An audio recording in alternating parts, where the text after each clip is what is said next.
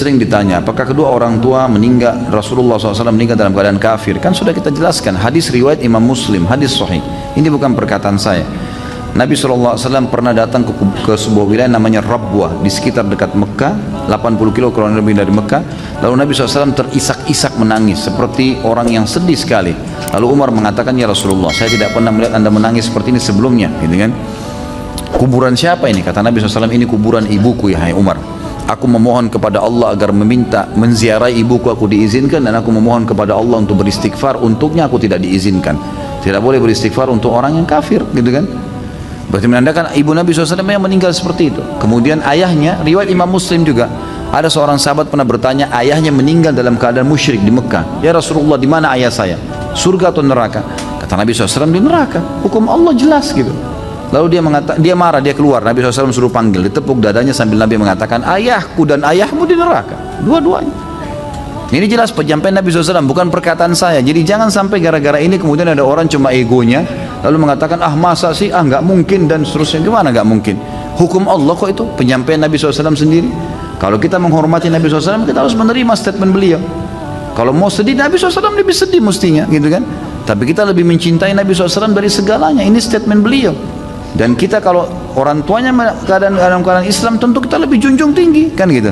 Dan ada nabi-nabi sebelum Nabi Muhammad SAW seperti Ibrahim, ayahnya Azar meninggal dalam keadaan kafir. Nabi Nuh istrinya sama Nabi Lut juga istrinya, gitu kan. Jelas meninggal dalam keadaan kafir. Jadi tidak bisa dijadikan sebagai sebuah tolak ukur ego kita saja. Ibunda Rasulullah Sallallahu Alaihi Wasallam yang hamil di dalam perut Rasul Sallallahu, di dalam perut ibunda Aminah, itu adalah cabang bayi yang akan menjadi nabi terakhir.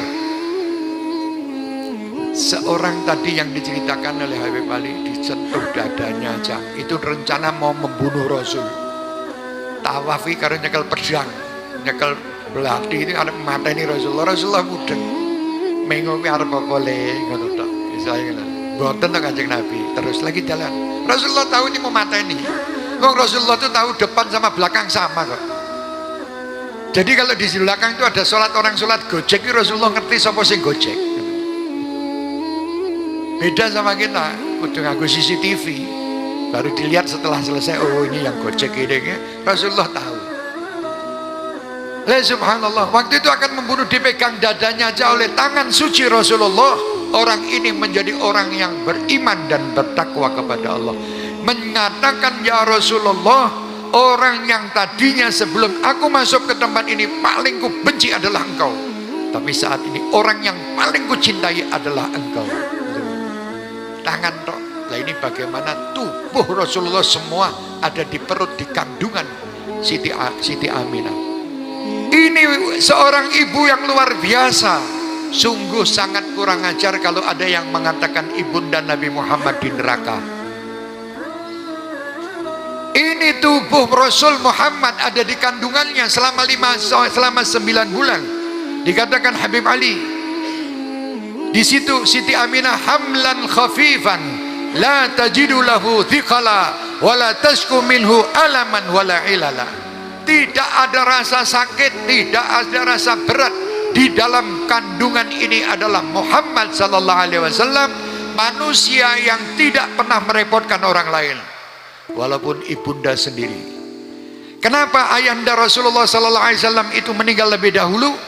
Dikarenakan nanti menurut para ulama, biar Nabi Muhammad tidak memanggil abi, tapi Nabi Muhammad memanggil Rabbi.